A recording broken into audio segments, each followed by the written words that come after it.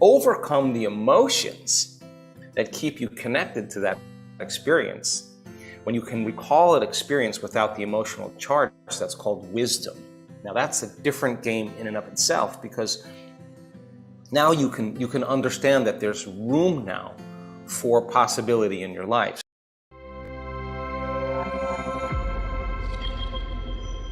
Now here's the funny thing about it. The side effect of all of this is being happy with yourself.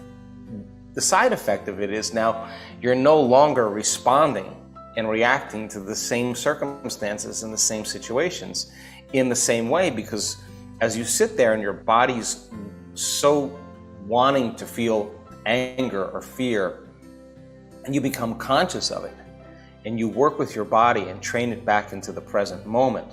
If you keep doing that, the side effect of that is energy moves right into your heart. We've measured that too many times to tell you that it's not the truth. Now, what does that do?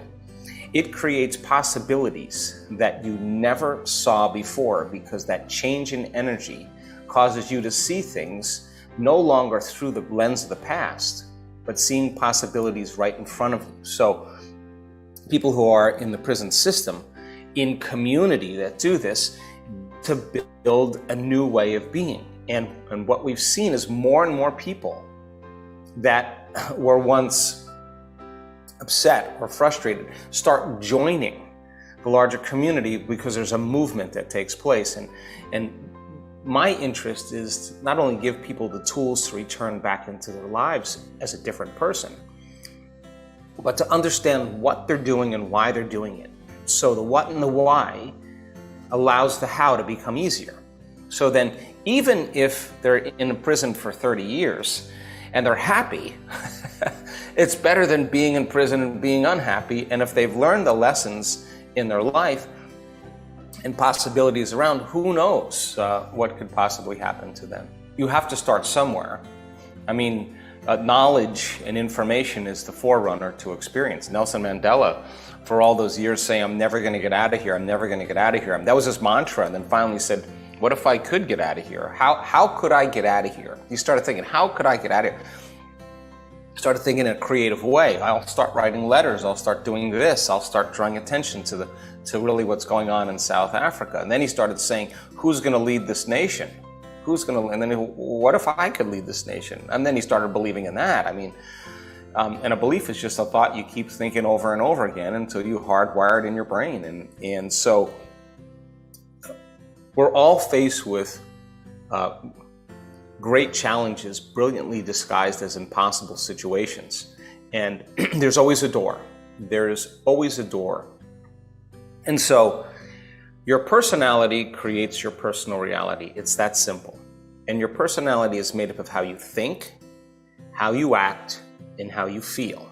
So the present personality who's listening to this show has created the present personal reality called their life, which means if you're going to change something in your personal reality, in your life, you got to change your personality.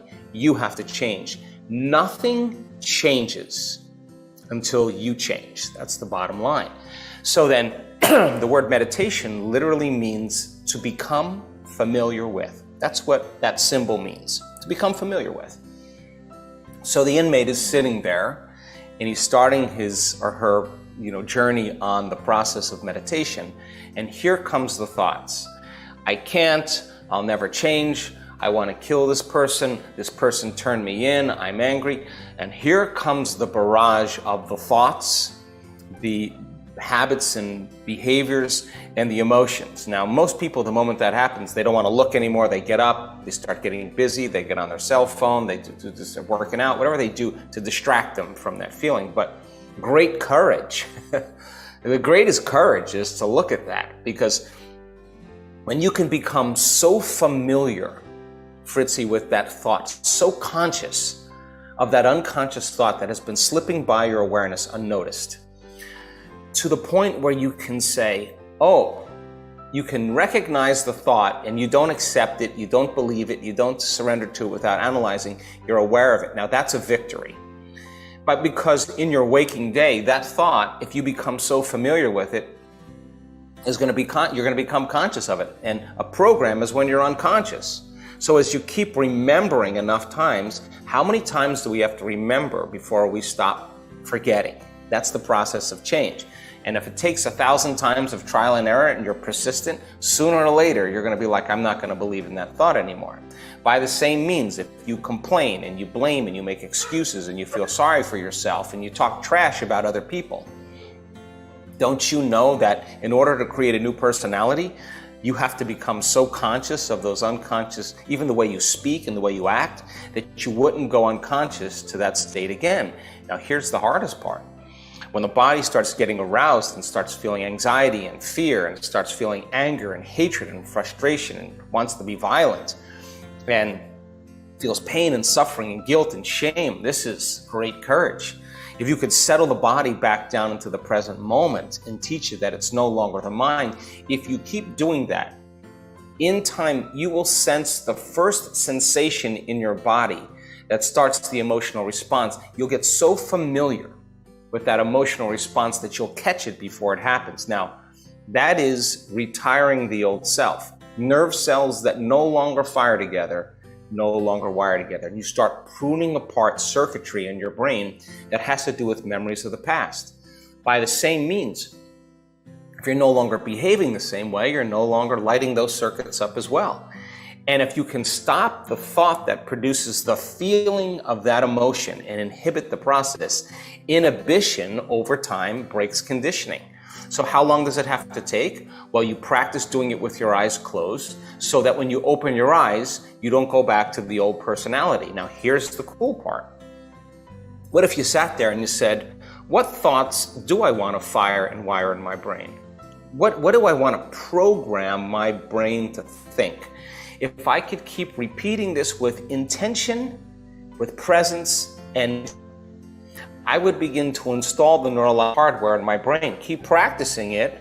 The hardware becomes a software program, and that's a new voice in your head that says, Fritzy, anything is possible. Then if you said, okay, how am I going to be with all those people that are in my wing or all the people that I hang out with? What would greatness look like today? What did Nelson Mandela teach us? What did Martin Luther King teach us? What did Gandhi teach us? What did Wallace teach us? What did Joan of Arc teach us? What does greatness look like? What are great people in history? What did they do that overcame any circumstance in their life? Let me review that. Let me study that, because that would be the raw materials for me to build a new mind. And if you closed your eyes and you rehearsed in your mind what you were going to do that day, you would reach a point where you were so present that the brain would not know the difference between the real life experience that's creating that circuitry and what you were imagining by thought alone. Your brain would look like you already did it. Keep practicing it. The hardware becomes a software program, and you install the circuitry so that you can behave equal to your intention.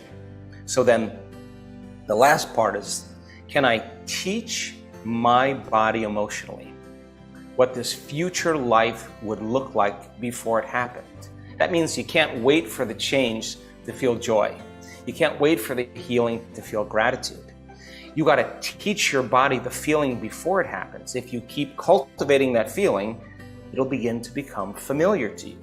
If you keep reviewing your behaviors and practicing and rehearsing, it'll begin to become familiar to you. Keep firing and wiring those thoughts, become new thoughts that are familiar to you. So the biological change is unlearning and relearning.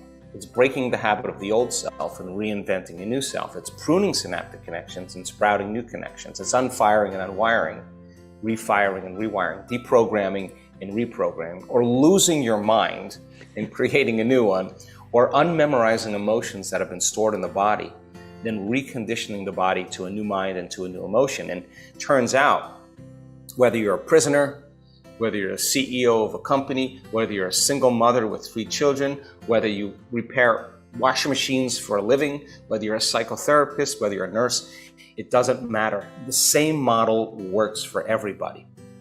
And that new personality then is thinking differently, is acting differently, and feeling differently. We have no idea what kind of possibilities that could show up as a result of personal transformation and change. And so many times, the first change that happens is, aside from a change in well-being, there's a huge change in body's health. We've seen cancers and diabetes and lupus and rheumatoid arthritis and rare genetic disorders, anxiety, depression, that never changed with any model of healthcare, all of a sudden disappear. And you say to the person, where is that disease? And they'll say, oh, it's in the old person.